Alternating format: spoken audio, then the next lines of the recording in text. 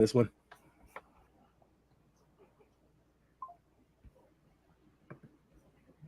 I don't know why my mic is muted. That's weird. The way that I have everything shaped up, I like DJ Warner in the spot. I think Jalen Daniels in his offense, people want to talk about how good it is, but losing a guy like Devin Neal definitely hurts the complexity of that rushing attack. I just don't trust the guys around Jalen Daniels to win by more than 2 scores. And I was lucky enough. I actually got at 13.5 today on FanDuel at -110. So I have it at 13.5. I just think Fresno State will do enough. And looking at where my lovely friends at Betalytics love bringing them in here, like an expected score of 32-20. So right around that mark, which makes me love my 13.5 that much better. Another approach to this game I was looking at is it kind of echoes something you said, Don. You don't know how Kansas is going to gel together.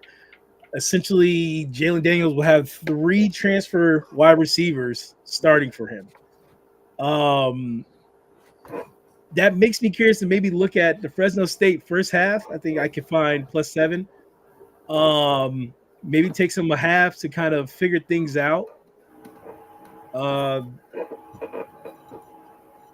And Fresno State can take advantage of that. I something I'm looking at. But yeah, I mean, EJ's a proven passer, and it seems like this game's going to be closer than what the spread is indicating to us. I know Kansas ended the season well last year, but they don't have Devin Neal anymore. It's just it's hard for me to go 13.5, 12.5 for this team. So right now where I'm looking at for these lines, I have first quarter Fresno State +3.5, Steve at -120. And I have first half +7.5 at -132. So I like Fresno in the first half. That first quarter though, might be a play. I'll have that posted on Saturday if I decide to go forward with that one. But I kind of like that. It's going to take some time. It's not their game speed now. You got 3 transfers at wide receiver. Jalen Daniels, wasn't 100% healthy last year. So is it going to take some time for him to kind of get up to game speed? We'll have to wait and see. If he plays as well as the potential that people have been putting on him for the past couple years, I mean Kansas could be a dark horse team to watch, but realistically, I don't think it's going to pan out that way. But we have to wait and see. Our next game, Sam Houston against Western Kentucky. West Kentucky's playing at home, favored by 10.5. 10.5. Don, what are your thoughts on this game? So looking at this, the over looks like the play that the public is going to absolutely love. I actually like the under in this matchup just because I think Western Kentucky offensively, we don't know where they're at fully yet. And with the Sam Houston's team, they're going to give up points, but I think that's going to be early and often. And once they get settled down, they're going to figure it out. I think I like them to keep within the number. I actually might like to take the under in this game as a whole because I think this is going to be a lot closer than people are going to say. This has like a 34-24 type of game. I like that. I'll give my thoughts after Kev. Kev, what are your thoughts on this one? Yeah, for me, I just conference game. Got one team who's rebuilding, another team who's reloaded with transfers. Like, I don't see 10. Like, why is it 10 plus? That seems inflated to me personally. So that's where I'm leaning. I'm leaning taking Sam Houston plus. I have it at 10.5 at the moment. I just think that's too much with, like I said, teams that we're not really sure what we're going to get out of them. Western Kentucky historically has been a pretty bad defensive team as well. So that should lead Sam Houston to be able to pick up some points, maybe get some longer drives that they might not normally get against other teams. Just conference game, reload and retool. I just don't see it being more than basically 2 touchdowns as they have the line kind of right now.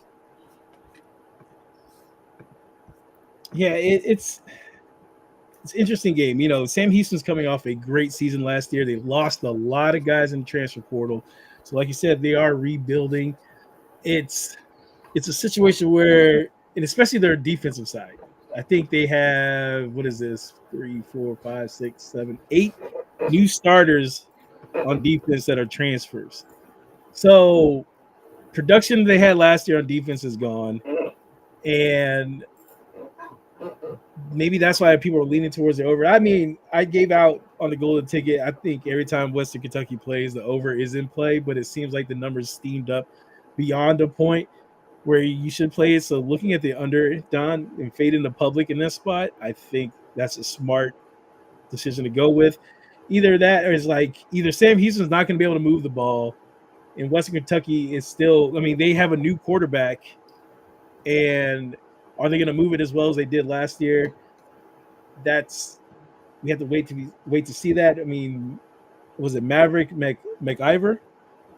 Yeah. Starting for Western Kentucky, 8,000 yards, 63 touchdowns at Abilene Christian. So we know he's going to be able to sling it, but I think taking the over is a little bit risky. I personally would attack this game, and I have to double check the number here for potentially maybe Western Kentucky's total. If it's around 21 and a half, maybe I would look at that. But if it's anything higher than 21 and a half, I would stay away. Like a team total? Yeah, team total. Oh, dude, it's a lot higher than that. Yeah, because the over-under, I think, is 60, right? So they're 61.5. So Sam Houston's team total is 24.5. Western Kentucky's is 36.5. Yeah. Yeah, that might be an under for that one. It's hard to see Sam Houston scoring as much as I would like to see them score in this spot. It's a stay away game for me. It's just too hard for me to choose what angle to go with in this one. I'm just curious at how that Bearcats offense is going to look this year.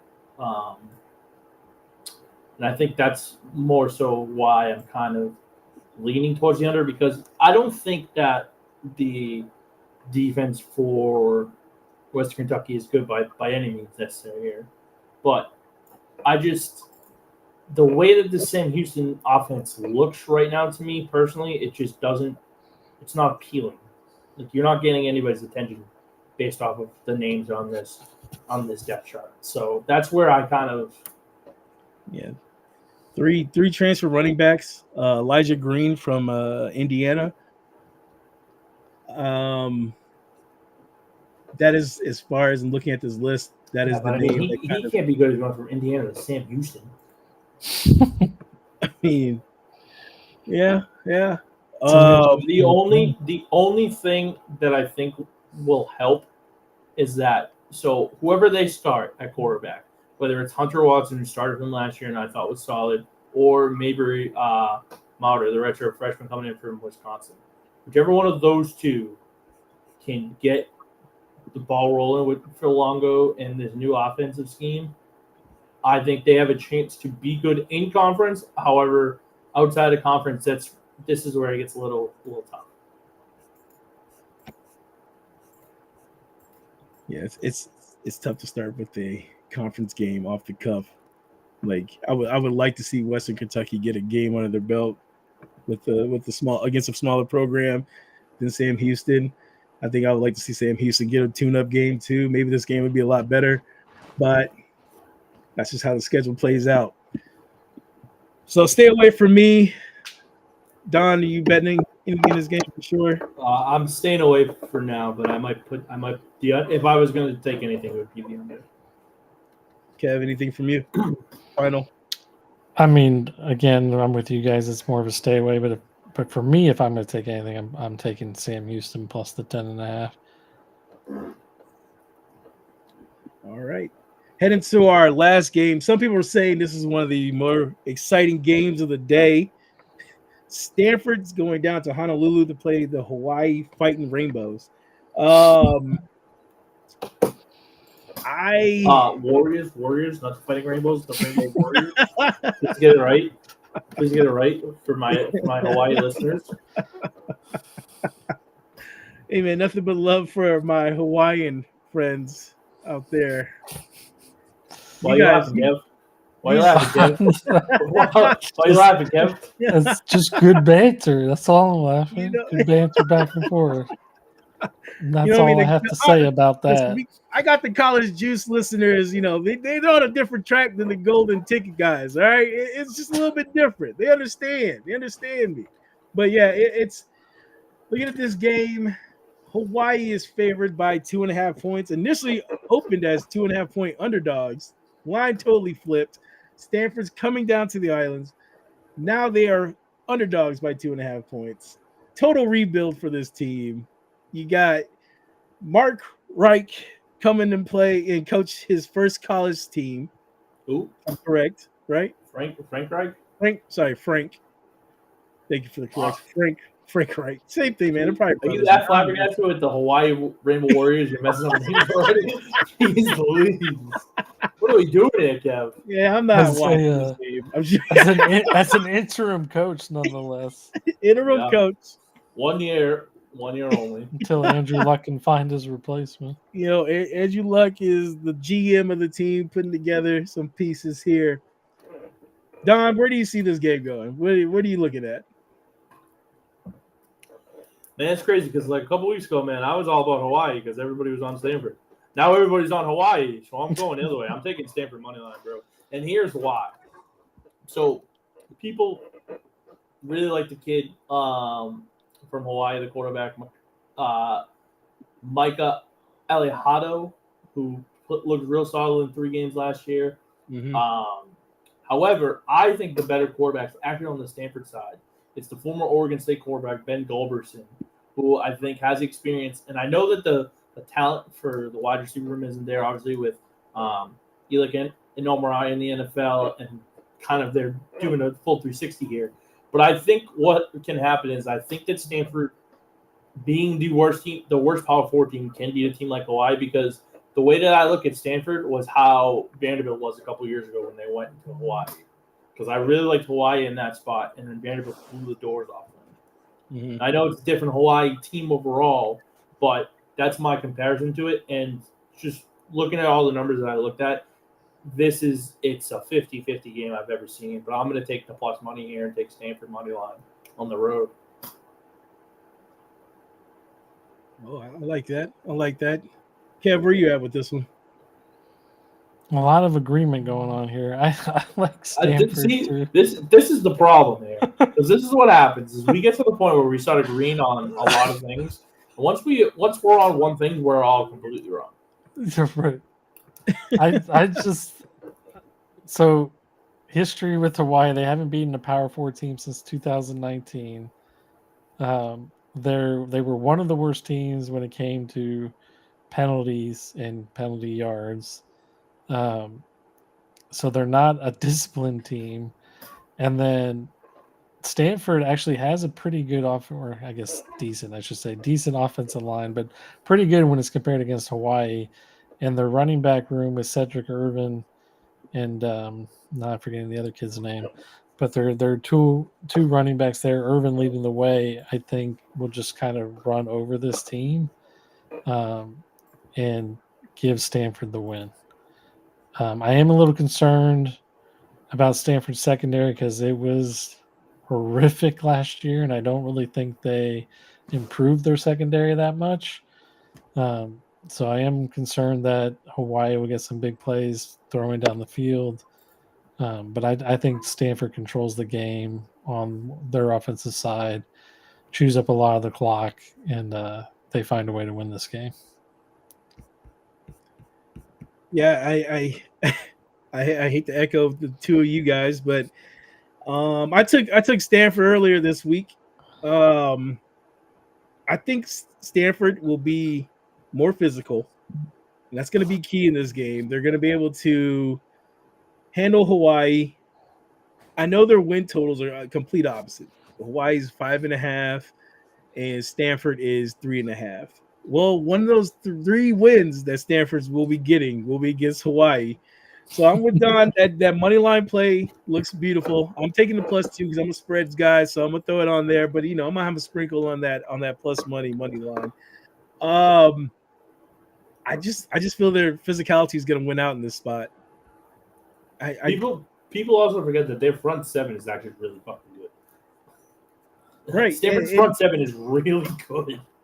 So it's I don't know why it flipped so much. Maybe because a big whale came in and put a lot of money on Hawaii, but I still don't understand the line flip here. I would be okay if it was a pick 'em. It ended up there, but yeah, public is all on Hawaii. I'm gonna fade the public in this spot, and why not? It's week 0. A lot of people are just going off of last year and what they've seen, and Stanford was one of the worst Division I teams. Yeah, I'm going with Andrew Luck and the boys, man. He still has a year of eligibility, right? He can lace it up. He was taking snaps. He was taking snaps during spring. He was showing them a little bit. You know what I mean? But yeah, I mean he can sit there. He understands how that Stanford program used to run, the standards they used to have. And maybe he'll slow. Used to. yeah. That's why he's there. That's why he's the GM now. And he gets to help build that program back will be great. And he understands what's important to the people around the area, the fans. And I'm gonna back the Cardinals in this spot. So those are our games for this Saturday. We're excited. We'll be there. Guys, do you have any games for week 1 that you're looking at? Ooh. You can pick your favorite 2. Your favorite 2. Favorite 2? Favorite 2. Well, I'll give you one. Toledo, Kentucky. People don't talk about this game enough because the issue is that Kentucky isn't good. Zach Calzada is an awful quarterback. Toledo has a chance to be one of the best Power 5 teams this year, in my opinion. They're getting 8 points at Kentucky. I think there's a chance Toledo wins that game outright. I said it outright. I like that. I'm not mad at that call. Boy, the SEC fans that are listening are going to be pissed because, for some reason, SEC fans like cheering for other SEC schools like a bunch of losers. And then, I know I got that on my hat, but listen, we don't fall into that trap. We don't cheer for other teams like that. Yeah, you're still a Big 12 in my heart. And then the other one, I really like the late game. Utah UCLA. I like UCLA in this spot at +185 and getting the 6.5. It's Nico time, baby. You gotta trust Nico here. And everybody thinks that Utah is this like how Whittingham's gonna get this team back up and running. I don't trust the quarterback play there. Their defense is gonna be good, don't get me wrong. It'll probably be one of the better ones that Nico sees before they go into conference play. But I like UCLA getting the points, and I like them to potentially win this game outright at home in Nico's debut. Yeah, I mean, I like that, man. I mean, UCLA at home, their coach, I like their coach, man. Like, he's in a situation where, he doesn't, the expectations on him aren't crazy. And now that he has Nico, and hearing how Kev's 2020 college football 26 season is going, and watching how they sweat the hell out the Bruins in that game. Nico is fighting for a Heisman in this game. Yeah, I like that spot. I like that spot for the Bruins, man. Kev, you have 2 games next week that you're eyeing right now. I know you might not have made a bet yet, but just yeah, I mean, ones that kind of caught my eye initially when schedules came out and been looking over the last couple of weeks. There's Georgia Tech, Colorado. I think Georgia Tech covers the 4 easily. I think Haynes King is a much better quarterback than anything Colorado's going to throw out there. I also think their defense is better as well. And then the under, well, actually, I think I like the Buffalo +16.5 more than I like the under, but the Buffalo Minnesota game. I do like the Buffalo. plus 6.5. That was another one that I really liked, but I really wanted to get in about Nico Amalabo. For myself, next week, I will have a certain game circled. Yeah, I wonder which one that is, Kev. Yeah. I mean, he's not going to bet on it, so I don't know why he's talking about it. You know what, man? Actually, you're going to do it? Hey, man, first time ever, you're going to bet on Texas football? I love that energy. I want all the horns down thrown to me. I do hope you know the way that the public is on Texas because they're getting points. Really doesn't look good. I like that is the one game I'm not looking at whatever the public is doing because I know how I'm betting this game. And the hype that I hate, the only thing I hate about this is coming off as preseason number 1, which is I hate that spot. We've never been in that spot. And also it just they what's that? I said I know how you feel, North Carolina in college basketball. Every time they but you know what, you guys have been there before, so it happens. But it's not like UNC fans I can't believe they put us there. No. Usually when UNC's placed in that number 1 spot, you guys deserve to be there. I'll admit that. Like it's not a question with you guys. For us, it's like you already know people already hate our team. I'm starting to see more of the annoying Texas fans on like Twitter, and I'm kind of like, dude, like y'all need to chill out. Like, let's talk trash to Texas A&M and Oklahoma fans like we normally do. That's fine, but it's like everything else that goes on. It's kind of like, relax, guys. A number 1 team as an underdog on the road is crazy. They could have put this, Texas minus 1.5. I still think if the public was on it, I think the public would still be on 1.5 for Texas because ESPN is jock riding, and you know how it goes when ESPN is pumping a team up beyond anything. It's just kind of it puts a target, and I want to see how Texas handles having a target on their back. And Arch is starting. Arch is all in the news. Then Arch is denying what his grandfather was saying in the press conference. And it's just like we shouldn't even be addressing this, man. Go play some football. I know he said take it day by day. He said kind of the right thing, but it's still at the same time he shouldn't have addressed that. He could have surprised the whole world and gone ahead and declared for the draft. Now by the end of the season, they're going to be talking about what is he going to do. So we'll wait and see. The other game I'm looking at is. I'll go ahead and be more chalk. That LSU Clemson game. It's gonna be a great game. I want to back Clemson, but the only reason why I would do that is because I don't like Brian Kelly. Everything else. You take him out of the equation, I probably would like LSU a lot. I just don't like him. Yeah. What you got, Don? Public actually all over LSU at plus 3.5. Really? 70% of the bets are on LSU and 54% of the money on that. I like the Clemson pick even more now. They're a hot team. I'm at my office and I can tell you how many times guys are like, "Oh man, I know you're a Texas guy, but man, my dark horse is LSU." And I'm like, dude, everybody's starting to say dark horse LSU. And I'm kind of like, it's because they fucking listen to my shit, bro. Don is moving the on books. Since June, bro. Some bullshit. They got the Nuss Bus out there. Talented wide receivers. I get it, man. It's just. Yeah, remember when I was talking about them? They were 9-1, now they're down to 6-1. Yep. Just saying. Should I do? And you know what's funny though, because Coach O, former LSU head coach, is talking about he's getting the itch to come back. And there's one thing about LSU fans: if you give them a championship, they are ride or die. Like they were pissed when he got fired.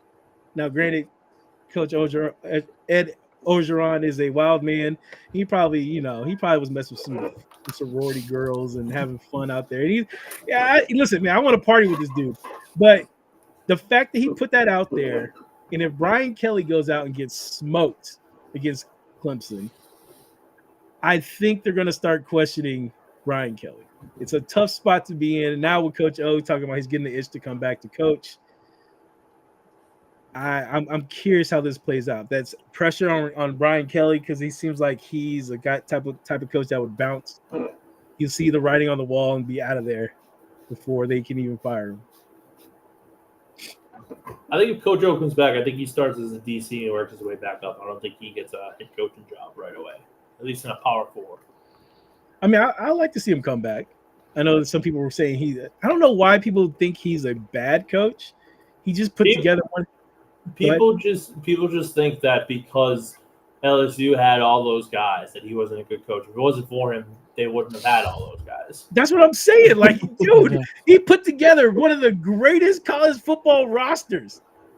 He believed in Joe Burrow, but no one else did. Right. So I would like to see Ed come back. It doesn't have to be LSU, but I just want to put that out there. He's someone's getting the itch to come back, and if we see LSU kind of stumbling with the team they have this year, yeah, they're going to be – I have to look at what Brian Kelly's buyout is, if he has, how much is on that. It's probably something crazy. They'll have to find out he's evading taxes or something and put some pin or something on him so they can fire him and not have to pay him.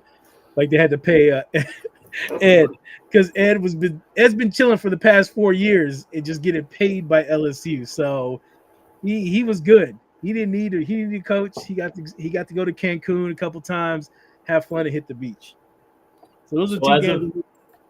As of December 1st, 2024, Kelly's buyout was $61 million. Oh my, yeah, he's not getting fired. So I take that back. Regardless of how this season goes, he will not be getting fired because there's no way in hell I would let my school pay Brian Kelly upwards of $60 million to not coach my team. So let's put it this way. They can let him go in 2029 where the buyout's only about 13.5. 2029. Oh, God. So the buyout for this year is 51.7. And then it just goes down every year. All right, Brian Kelly, you got about 2 years. About 2 years. They're gonna pay you $30 million to get the fuck away from my school. Exactly. Get out of here. I mean, if they don't have a good year this year, I could see him eating that cost as much as it would suck. Yeah, but I don't know, man. That's a lot of change, man. But if they go 7-5 or 8-4, that's just not good enough for LSU, and especially the talent they usually have on those. I just think if they don't make the college football playoff, there's the talks are gonna come. Yeah, I think they should just say fuck it, bring back Les Miles. We're just gonna talk LSU coaches. Nick Saban. That's him too. Did you imagine Nick Saban going back to LSU? Oh my god, that'd be amazing. All the Bama Alabama fans, and then Bama firing DeBoer. Oh, only for fucking Coach O to go there. Oh man! Oh my gosh! I'm writing a book. The day the world ended. The day Louisiana and Alabama fought back. Yeah, exactly. Right. Oh my gosh, that actually would play out great. I would love to see that. Those guys on back. Nick Saban back on the LSU sideline, Ed on the opposite side of an LSU sideline. But he is an SEC guy, more than DeBoer is, and I like DeBoer. No shade on him, but he's so bad. He's such not. A fraud. He's such a fraud. I don't know. How can you call him a fraud, man? I can't call him a fraud, bro, because dude, what he did at Washington was a fucking fraud. Michael Penix Jr. played the best year of his life for them to make it to the national championship game and lose. And they had two of the best wide receivers in the country then. And then last year, it was like, oh, Jalen Milroe's just going to do what Michael Penix did. Jalen Milroe fucking stunk last year. Oh, yeah. That's throwing balloons to deep balls, bro. That's no surprise from Milroe. Lank. Let a naysayer know. Oh, man. But, guys, that's it for our show tonight. We've covered some games from week 0, some games we're looking at for week 1. Make sure to follow